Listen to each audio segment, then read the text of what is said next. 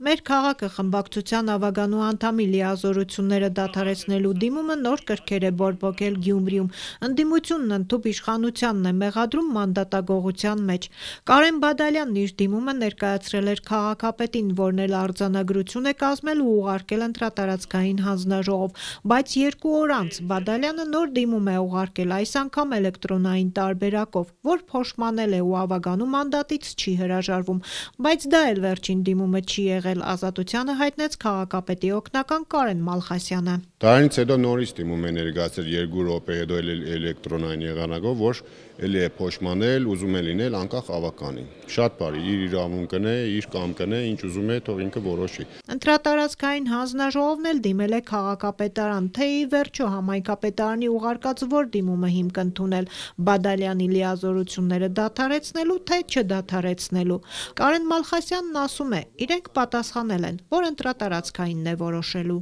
Մենք լիազորված ենք եղել կազմել արձանագրություն,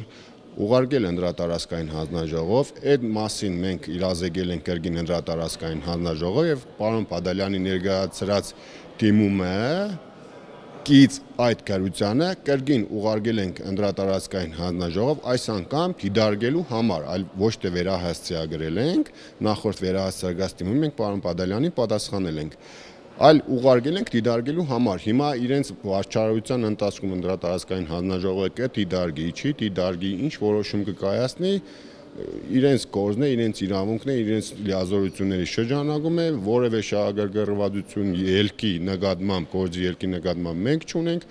օրենքը ինչ պահանջում է, առաջնորդվել ենք օրենքով, ընթացակարգը պահել ենք։ Պարոն Մալխասյան, արդյոք ժամկետ կա սահմանացած, թե դիմումը տալիս է եւ ինչքան ժամանակ ունի փոշմանելու համար։ Հա, շատ լավ հարց եք տալիս, իրականում տեղեկանիկնակառավար մարմին մասին օրենքով որևէ հետ կանչի փոշմանելու ինստիտուտ սահմանված չէ,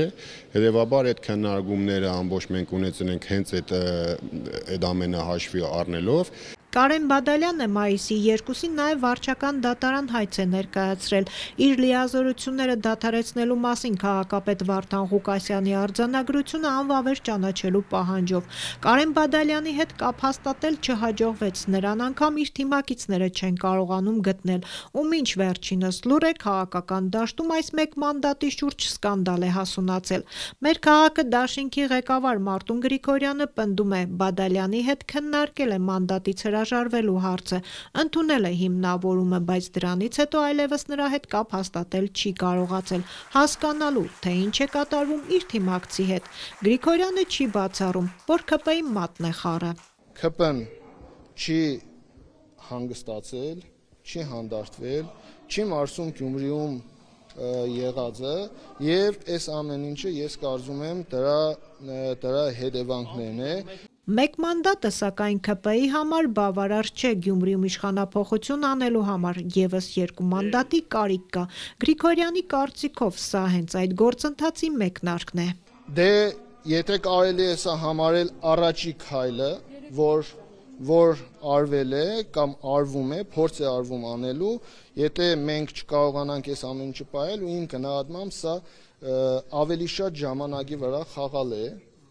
քանի որ դիմել են դատարան։ Ազգային ժողովի նախագահ Ալեն Սիմոնյանը հակադարձում է, թե ՔՊ-ն կապ չունի մանդատից հրաժարվելու այս գործընթացի հետ։ Ես այդ մարդուն չեմ ճանաչում եւ որևիցե կապ քաղաքացիական պայմանագիր կուսակցությունը չունի եւ ասեմ ավելին ցանկություն էլ չունի որևիցե կապ ունենալ։ Գյումրեցին իր ընտրությունը կատարել է, մենք Գյումրեցում թողնում ենք իր ընտրության հետ, տեր ենք կանգնում